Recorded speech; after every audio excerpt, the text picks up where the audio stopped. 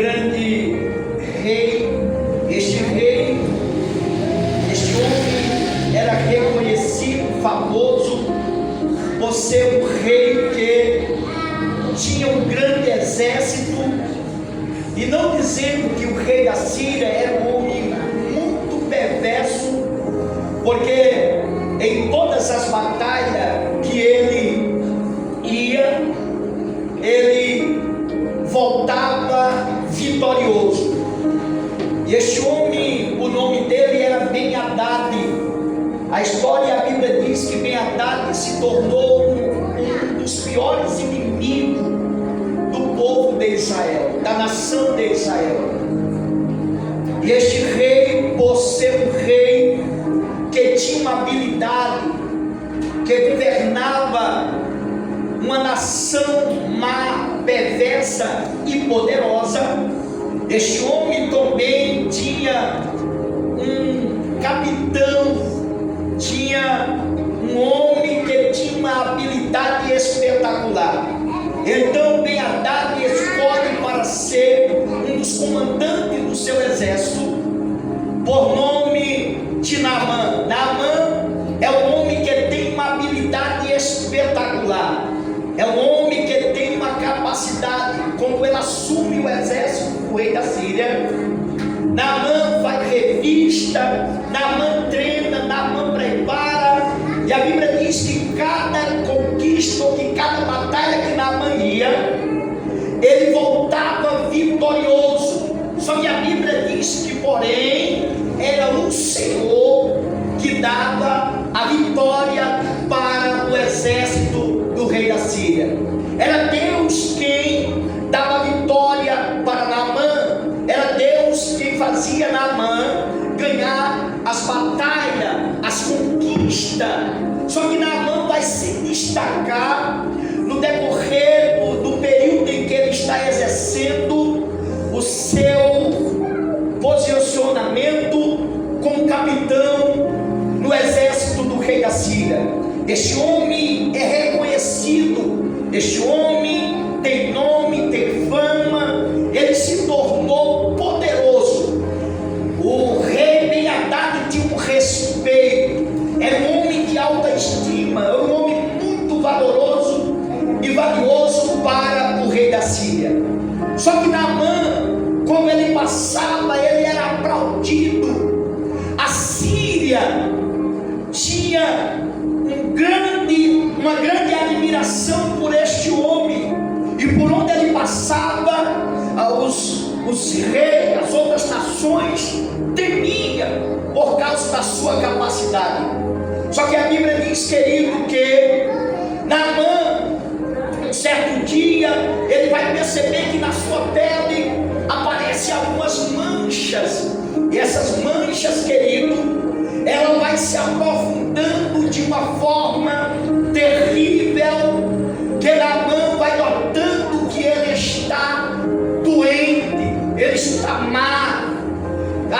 O texto bíblico não diz, mas Naamã buscou ajuda na área da medicina. Naamã buscou algum socorro, mas a cada dia Naamã piorava. Naamã começou a ver o seu corpo a cada dia ficando má e indo de má a pior.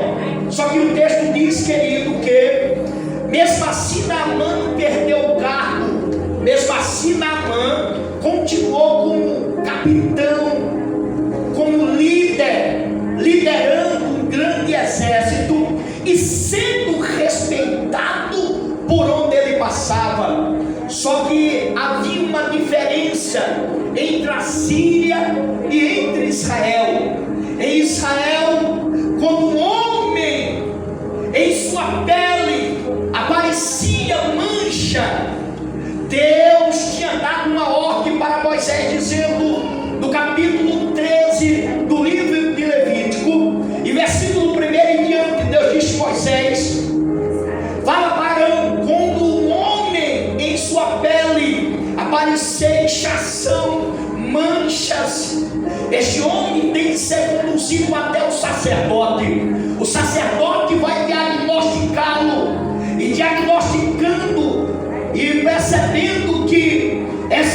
inchações, essas manchas, são totalmente lepra, esse homem vai receber uma sentença e vai deixar um convívio social. Vamos entender que em Israel há uma lei, na Síria não tem lei. Na Síria o homem poderia continuar leproso, exercendo o seu cargo, mantendo suas funções, mas em Israel não. Em Israel o homem perdia o cargo, o homem perdia, ou seja, o convívio social, iria diretamente para o leprosário. Percebemos que Naamã, ele continuou no cargo, continuou exercendo o seu serviço. Um belo dia, Naamã, ele agora, juntamente com todo o exército, ele cerca Israel. Há uma guerra travada, há uma batalha, e nesta batalha ele consegue levar preso uma menina que deixou seu território, deixou a casa de seus pais, deixou sua mãe, está sendo levada para cativo. Naamã olha para aquela menina, e eu acredito que Naamã percebe que na vida daquela menina tem algo diferente. Naamã vai perceber que aquela menina é diferenciada das outras meninas, e Naamã pega aquela jovem e ele leva o pastor para dentro da sua casa, e ele deixa a serviço da sua esposa. Aquela menina está servindo a mulher de Naamã, aquela menina está servindo na casa de Naamã. Aquela menina tinha tudo para se revoltar, ela tinha tudo para ter uma revolta, um ódio dentro do seu coração, ela tinha tudo para desejar a derrota de Naamã, ela tinha tudo para desejar Naamã, ver Naamã morto dentro de um caixão. Só que aquela menina, ela vai perceber o que muita gente fora não percebeu na vida de Naamã. Porque se tem uma coisa que a gente aprende, se tem uma coisa que a gente vai notificar, é que dentro de casa, escuta isso, nós somos, o nosso testemunho, aleluia, é revelado, a nossa vida totalmente aleluia, exposta para aqueles que estão vivendo dentro da casa. Percebe que enquanto se fora, olhava para Naamã, viu um homem belo, um homem lindo, um homem bonito, um guerreiro, um valente, um herói, dentro da sua casa. A menina enxergava um leproso, um doente, um fracassado, um homem que precisava de restauração. Quando aquela menina percebeu a situação do seu senhor, do homem que comandava o exército, ela chama a sua senhora e disse assim para ela: tomara que o meu senhor Naamã estivesse diante de um profeta que há em Samaria. Quando eu comecei a meditar nesse texto, eu comecei a compreender que aquela menina nada mais, nada era do que a misericórdia de Deus dentro da casa de Naamã. Deus, ele trabalha na contramão da lógica. Deus trabalha de maneira espetacular. Deus é especialista em mudar a história, em trabalhar, aleluia, na contramão da lógica. E a Bíblia diz que aquela menina notifica, ela fala a respeito do profeta. Quando a mulher de Naamã tomou conhecimento, a Bíblia diz que ela conta para Naamã, dizendo: Naamã, a menina que está aqui em casa, ela disse que em Samaria tem um profeta. Se você chegar até ele, ele vai te restaurar, ele vai te curar, você vai se tornar-se limpo, essa lepra vai embora. Quando Naamã ouviu aquilo, Naamã simplesmente ele vai até o seu Senhor. E eu aprendo algo aqui tremendo.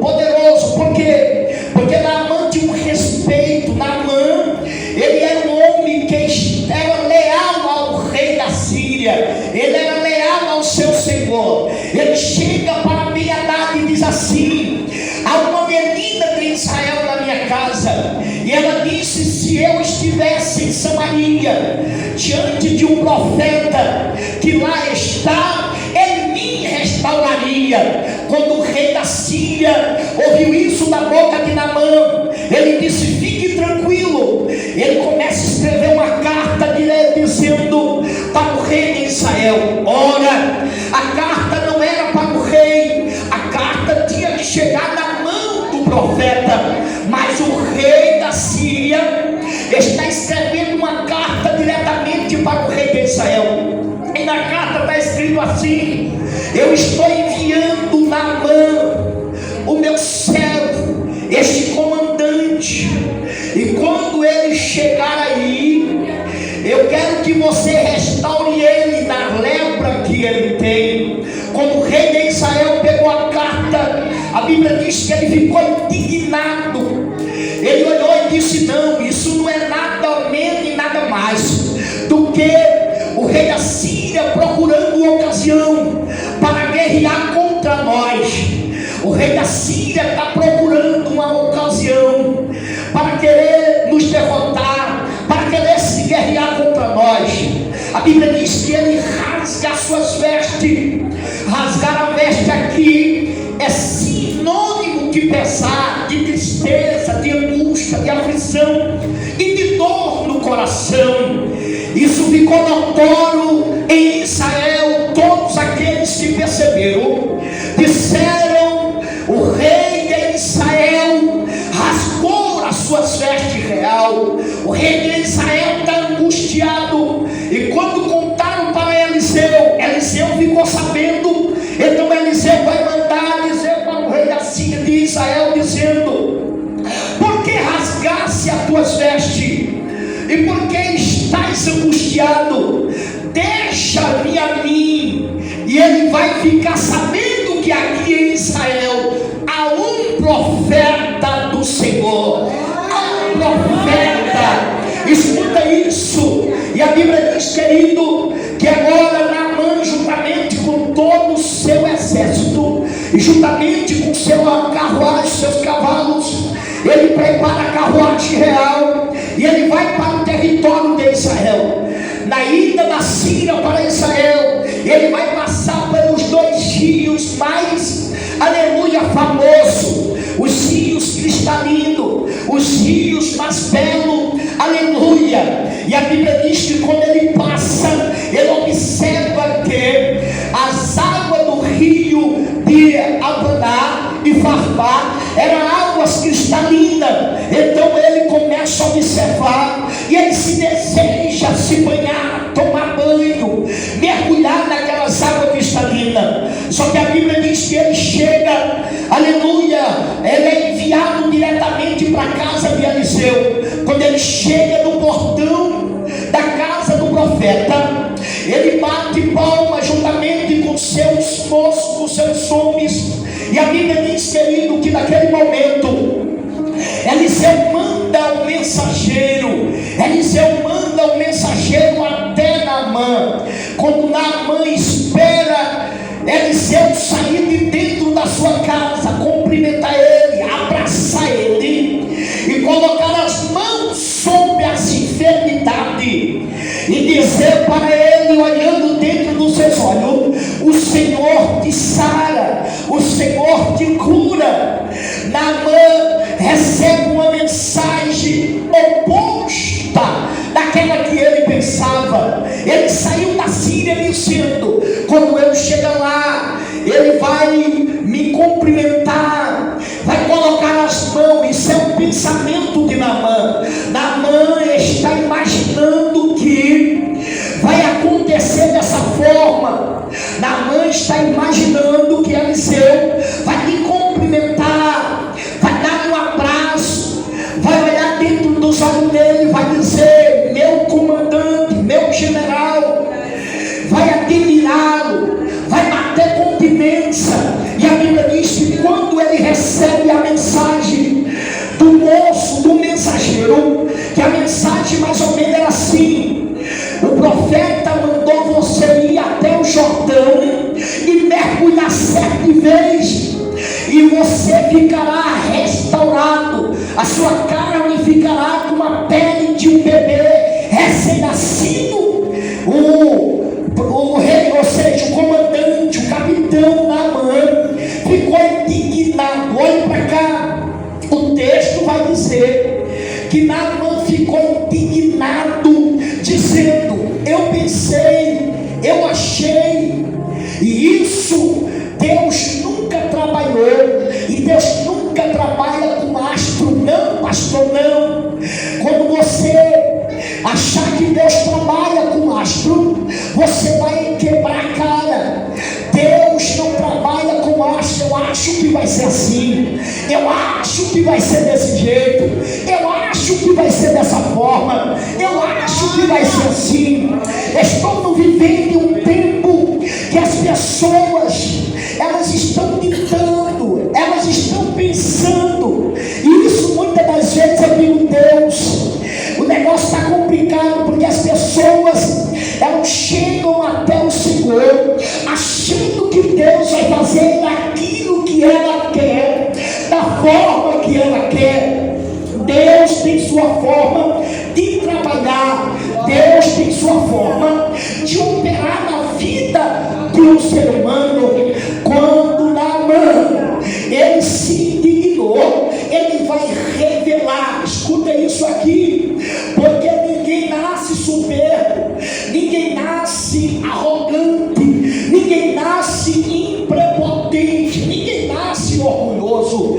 O orgulho vai sendo adquirido na proposição que Deus vai o exaltando, na proposição das conquistas. É quando você vai subindo de cargo, quando você está sendo exaltado e honrado. O orgulho vem acompanhado com a fama, com o nome, porque conheço pessoas que eram tão bonitinha, tão lindinha, era simples demais. Você passava por ela, cumprimentava: a paz do Senhor. Ela olhava dentro dos seus olhos e dizia: a paz do Senhor Jesus. Pegava na sua mão, sentava com você, se fosse possível, tomava cafezinho, aleluia, de balcão de padaria.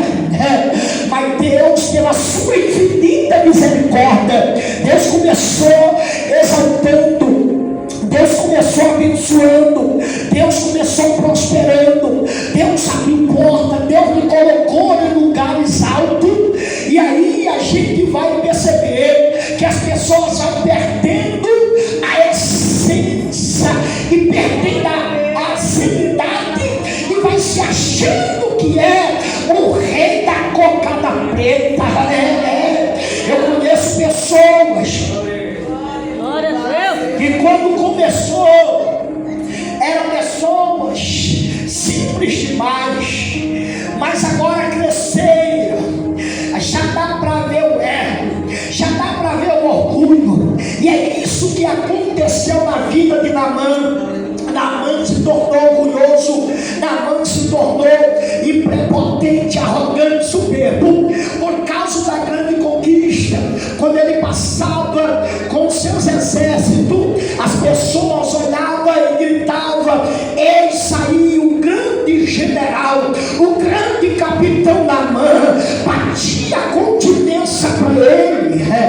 Alguns olhavam para ele e estavam reverenciando, alguns gritavam o nome dele, alguns aplaudiam Naamã, e isso foi deixando o ego de Naamã mais engrossado. O ego de Naamã está crescendo a ponto de que ele se tornou soberbo de uma forma horrenda que Deus precisou tratar com ele. Olhe para cá, a lepra não chegou por acaso na vida de Naamã. Não, Deus tem sua forma de trabalhar. Quando Deus olha para o homem, porque o homem é barro, o homem é pó, o homem é cinza. Toda vez que o homem se exalta, toda vez que o homem se acha ser alguma coisa, Deus vai quebrar ele de maneira espetacular. Deus vai quebrá-lo, não importa de que forma Deus quebra o homem. Deus tem a lepra para quebrar o homem, Deus tem o câncer para quebrar o homem. Deus tem o nódulo para quebrar o homem. Deus tem as suas ferramentas.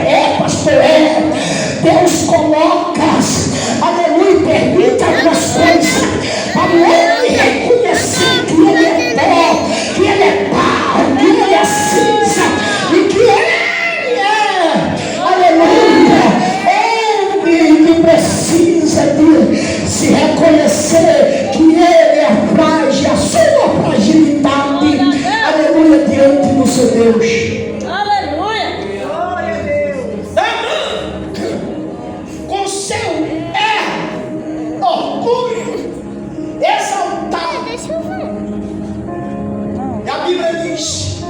E agora leproso, e ele olha para todos os seus homens, como capitão, como comandante daquele exército, ele cheio de orgulho, ele disse: não dá, como é que pode?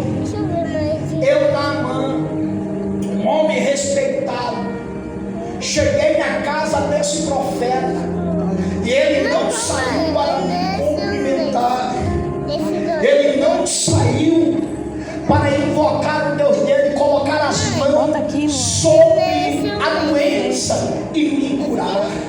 Não, eu não acredito. Escuta isso, ele está exalando o seu ego, ele está exalando o seu orgulho. Imagina Deus olhando para ele.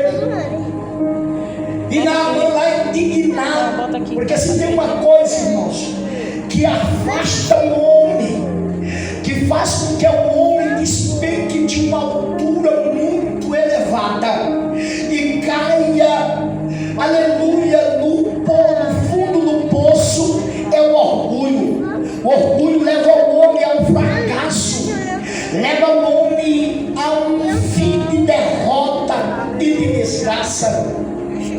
Então, quando os seus homens, os seus moços percebem que ele está resolvido, pastor, porque ele está decidido não caminhar até o Jordão, não descer até o Jordão, porque a palavra Jordão significa descer.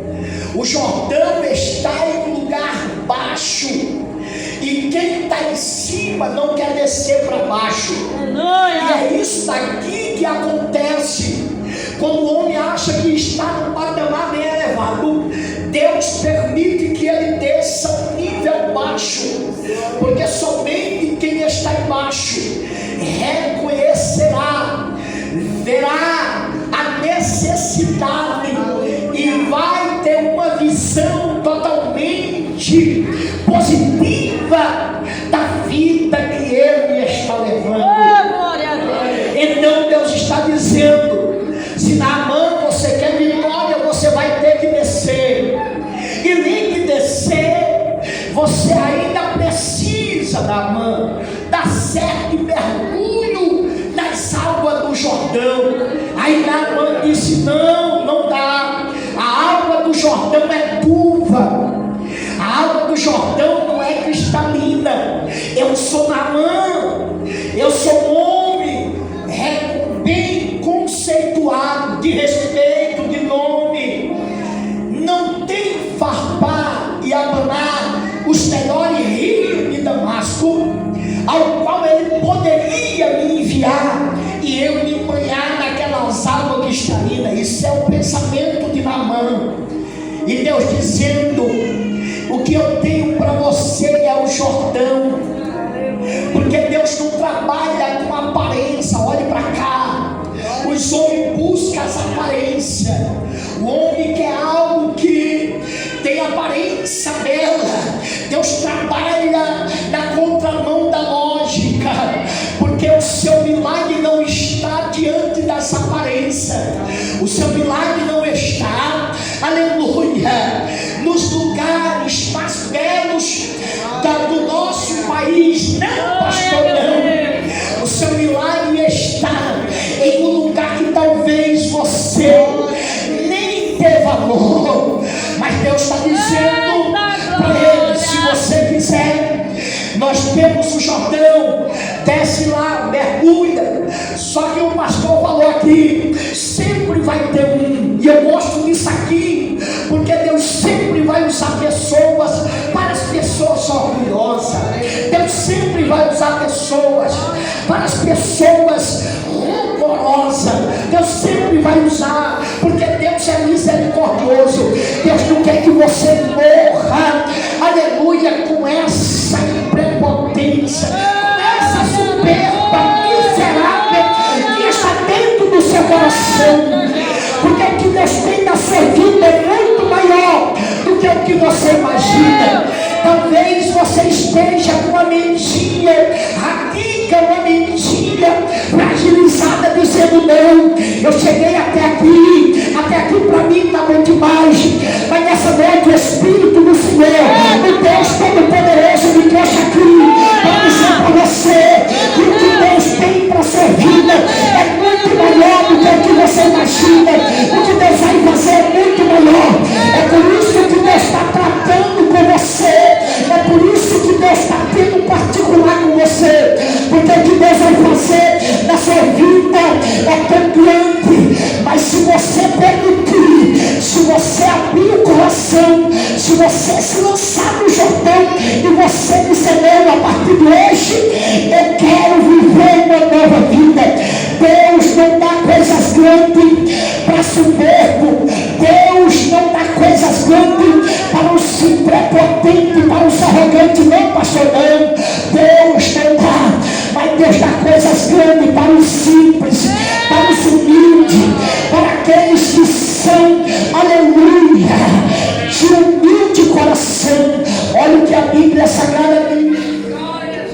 No livro de Salmo, de número 51, verso 17, aleluia, que Deus, Ele dá, escuta isso aqui, Salmo de número 17, que o Senhor, Ele contempla o coração daqueles que são humildes, daqueles que são quebrantados, daqueles que têm um espírito contrito. A Bíblia diz que o Senhor exalta os humilhados, o Senhor dá vitória para aqueles que são quebrantados, para aqueles que têm uma vida totalmente, aleluia, digna diante do Senhor. Só que a Bíblia diz, querido, que os céus olharam para Naamã e disseram: meu Senhor, se o profeta te pedisse algo maior, o Senhor não faria, quanto mais simplesmente só dar 7 mergulhos.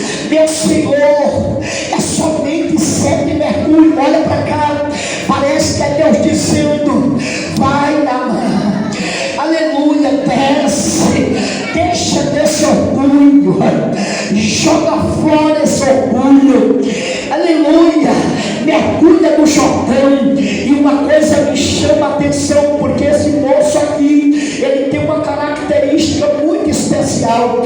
A característica desse moço aqui é a característica do Espírito Santo.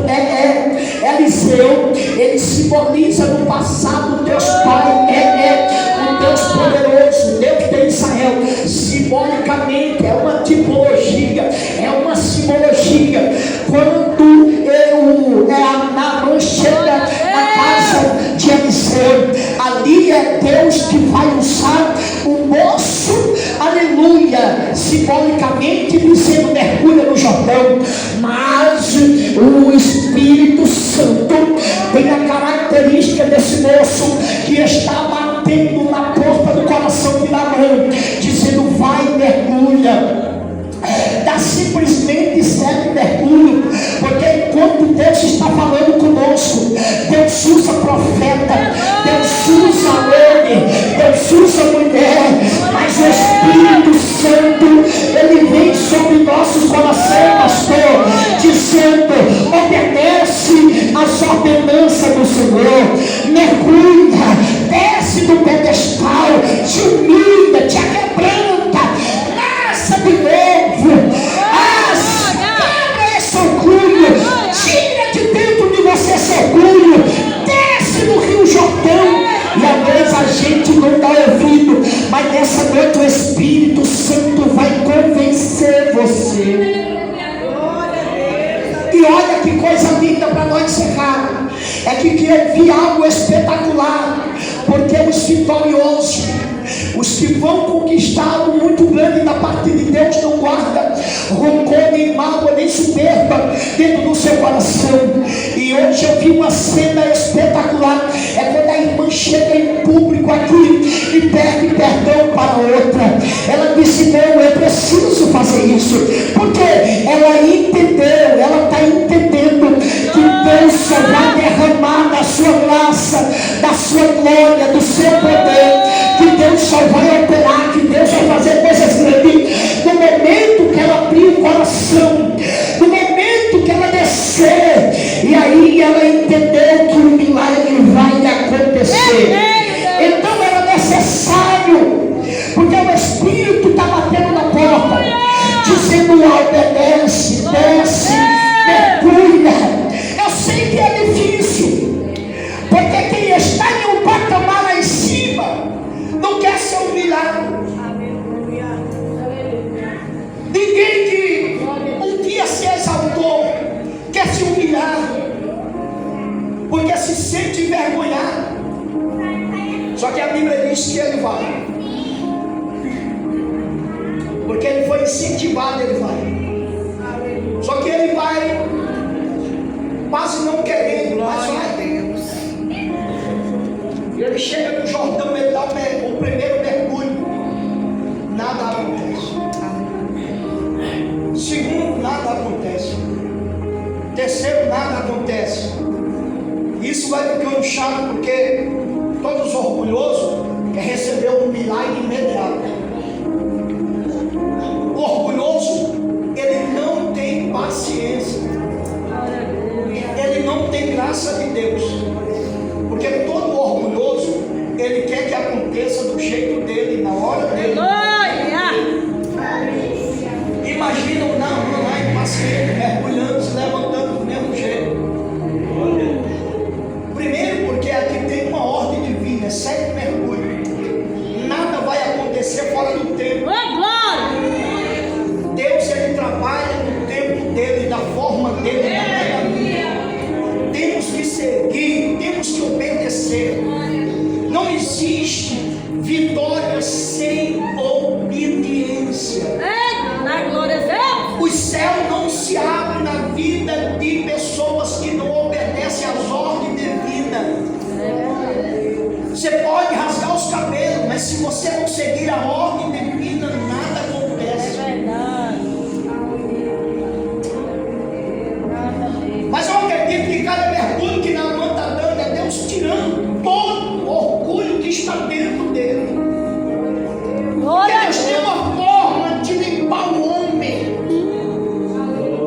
Deus está trabalhando na vida de Naamã, porque Deus tem um propósito. Porque ele é um homem valoroso, ele é um homem guerreiro. E Deus quer fazer algo na vida de Naamã. Só que para nós encerrar aqui, como eu falei, que o orgulho, ele é uma chave essencial para derrotar o orgulho. Escuta isso aqui, 3 referências. Um homem por nome de Nabucodonosor, que é filho de Nabopolassar, uns grandes comandantes também, porque antes de ser rei, ele foi comandante do exército do seu pai. E ele militou muito bem. Só que seu pai morre, Nabopolassar morre, e ele assume. Só que ele passa os momentos da sua vida em Babilônia, e a história diz que ele não ia muito bem. Primeiro porque ele não é suficiente para fazer aquilo que ele acha que quer. Por mais grande que seja o império, por mais linda que seja a cadeira, parece que eu vejo Deus fazendo Nabucodonosor quebrar a cabeça. Ele dá, ou seja, ele vai para as batalhas, ele tenta conquista, ele tenta mudar e as coisas não mudam.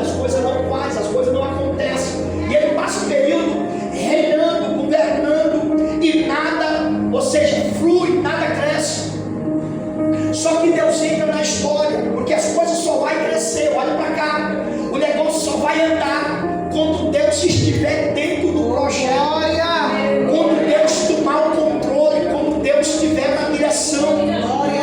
Ah, pastor, mas o cara lá é perverso, é ímpio. Escuta para cá. Todos aqueles que estiverem embaixo dos céus e da terra, eles estão debaixo da potente mão de Deus. Ninguém cresce sozinho, ninguém sonha sozinho, ninguém é tão além sozinho. Todos aqueles que um dia chegaram muito longe, porque a mão de Deus estava sobre ele. Pastor, como assim? Deus o exaltou, Deus o honrou. Só que o infeliz, olha para cá, nunca tem o reconhecimento da soberania de Deus. Ah, não, eu construí essa grande empresa. Ah, eu tenho muito dinheiro porque eu lutei, estudei. Mentira! Você tem tudo que você tem porque Deus te deu. Você se tornou um empresário de sucesso porque Deus te fez ser um empresário de sucesso. Você tem carro, não foi porque você estudou na melhor faculdade e trabalhou no melhor emprego, porque você tem uma habilidade. Porque se Deus não estivesse na sua vida, se Deus não tivesse dado a habilidade, saúde e graça, você não sairia do lugar. Era um Zé ninguém, era um Zé uma esquerda, mas tudo que você tem foi dele quem deu. Compete a mim, compete a você reconhecer que tudo que você conquistou e está conquistando foi ele que te deu. E Nabucodonosor se enrolou, mas Deus entrou no cenário. A Babilônia começou a crescer, ele começou a conquistar, se tornou uma potência, famoso nome, um homem que quando invadia outras nações, seu exército derrotava. Ele entrou dentro de Jerusalém por 3 vezes, mas foi Deus quem deu Jerusalém na mão dele. Ele destruiu Jerusalém, destruiu o templo, a cidade. Ele levou todos os ouros que tinha dentro da casa de Deus. Aleluia. Só que um dia, o orgulho entrou dentro do peito de Nabucodonosor. Ele está dando uma voltinha no palácio. E ele olha para aquele império, vasto império, grande Babilônia, nome, peso e fama. E ele bateu no peito. É isso aí! A grande Babilônia que eu constituí com Deus próprio braço. Na hora Deus puniu Nabucodonosor, lhe tirando a insanidade. Ele ficou sem consentimento, se tornou um animal, um jumento, foi comer capim, se tornou um bicho, saiu do reinado. Porque toda vez que o homem bate no peito, diz que ele é, que ele pode, que ele tem, Deus abate. Glória a Deus. 7 anos, um bicho, um animal, sem nome, sem fama, sem prestígio, até se humilhar. Porque toda arrogância, toda soberba, Deus há de abater. Eu vou falar um negócio. Olha pra cá. Deus vai visitar a nação brasileira. Olha pra cá, Deus vai visitar o Brasil, outros países. Aleluia, o Evangelho de Jesus Cristo, pastor. Aleluia, vai ter homens simples e humildes. Deus vai abater toda a soberba no altar da sua casa. Deus vai fazer uma limpeza. Deus vai visitar essa geração. Porque tem pessoas que não tem nada, tem pessoas que não tem dinheiro, só porque, aleluia, foi ungido. Tem mãoçãozinha, já se acha um gostosão, o bambambam poderoso, já vai passar, vai. Ele passou há 3 anos atrás, passou. Ele passou passou no Brasil, passou no Japão, passou nos Estados Unidos, passou na França, ele passou no mundo inteiro, e ele começou, aleluia, a limpar, ele começou a matar, ele matou, ele levou, pastor, levou, ele fez uma limpeza, mas ninguém, aleluia, tomou a ciência de que foi ele. Se for necessário, ele vai passar de novo, vai, pastor, ele vai passar, e dessa vez vai ter chororete novamente, ai, ai, ai. Por que, pastor? Porque a igreja que Jesus vai levar não é uma igreja soberba, não é uma igreja orgulhosa, não é uma igreja prepotente, não é uma igreja doente, não é uma igreja enferma, não é uma igreja paralela, a igreja que Jesus vai levar é uma igreja limpa, purificada pelo sangue do Cordeiro. Oh, glória! Aleluia!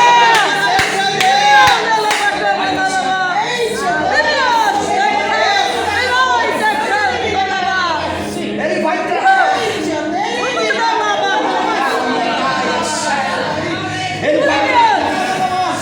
Ele vai tratar. Ele vai começar a tratar. Ele vai começar a tratar com Naamã. Ele vai tratar com Nabucodonosor. Ele vai tratar, vai. Porque Deus é digno de glória. Olha para cá. Tudo que você tem, glorifica a Deus. Tudo que você é, glorifica a Deus. Se o carro que você tem não glorifica a Deus, isso não serve para nada. Se a fazenda que você tem não glorifica a Deus, isso não serve. Porque tem pessoas que têm tanto, mas bate no peito. Eu só tenho porque eu conquistei, eu só tenho porque eu fiz. Quem é você? Quem sou eu? Quem é nós? Quem seremos? Nós não temos capacidade de gerar nada, de criar nada, de ter nada. Pastor, não. Se Jesus quiser, você não move o dedo. Se Jesus quiser, você não anda, você não fala, você não come, você não canta, você não bebe, você não belisca, você não faz nada, você continua vegetando. Mas por que você está dando? Por que você está falando? Por que você trabalha? Por que você conquista? Por que você avança? Por que você tem? Porque Jesus está no controle, Jesus está na sua vida, Jesus fez, Jesus está fazendo, Jesus está operando. Então levante a mão para o céu, abra essa boca.